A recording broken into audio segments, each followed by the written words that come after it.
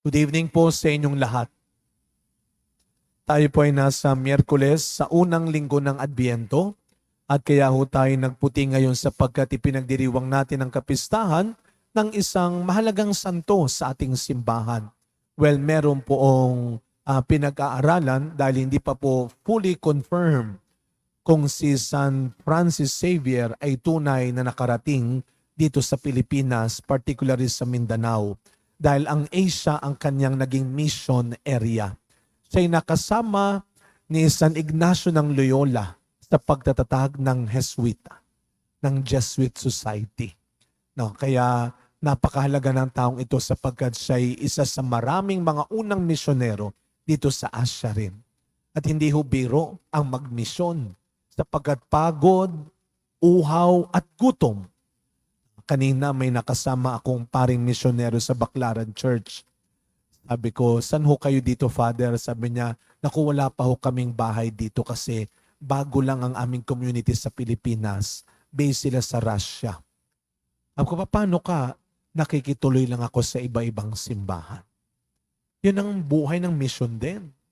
At syempre, kung meron mang isa sa mga malaking hamon dyan, ay yung kanilang pagkain. At alam mo natin yan na isa sa mga pinakamahalagang kailangan ng tao ang pagkain. Kung katunayan isang malaking issue at pinag-aawayan at pinag-uusapan yan. Ang pagkain sa Noche Buena. Issue ngayon yan. Sabi ko, pambihira. Ako siguro kayo, lalo na kayo. Kayo ay nasa 60, 70, 80 na. Ngayon lang yata naging issue ang Noche Buena. Ano?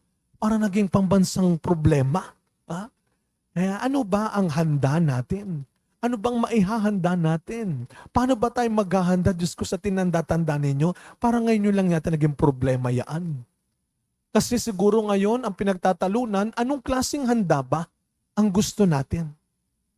Anong klaseng handa ba ang makapagpapaligaya at sasapat sa atin?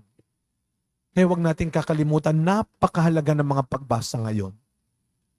Sa unang pagbasa, ipinapaalala sa atin ng Panginoon, kahit na gaano pa kagaganda, kagagarbo, kamamahal, karami, ang magiging handaan natin dito sa mundo, isang handaan pa rin ang tunay na dapat nating pangarapin.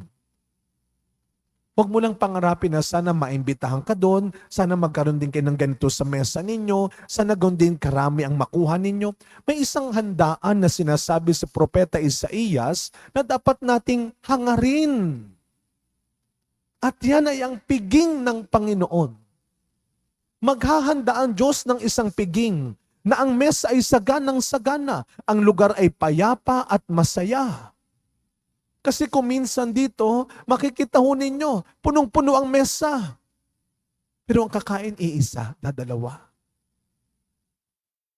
Napakaganda ng kanilang mesa at marangya.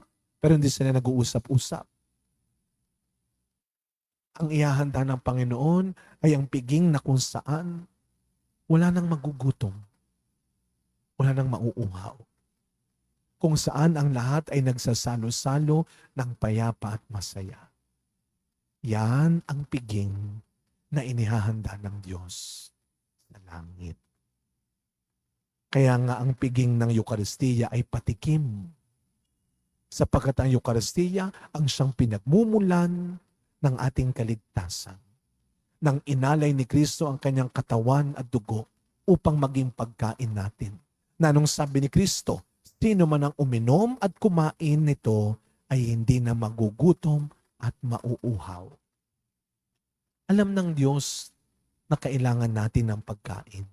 Kaya nga sa ating ebanghelyong narinig ngayon, kahit hindi pa humihingi ang mga tao, naramdaman na ng Diyos. Kaya anong sabi niya sa mga alagad? Ayokong umalis sila nang walang kinakain. Baka mahilo sila sa daan. Kayo, tayo, ang gagawa ng paraan. Mga kapatid, sa pagpapatuloy na misa natin, tayo ay nasa panahon ng Adbyento, panahon ng paghahanda. Pero ang pinaghahandaan natin ay hindi lang ang December 25, kundi ang kanyang muling pagbabalik. at ang ating panalangin, ang ating hangarin.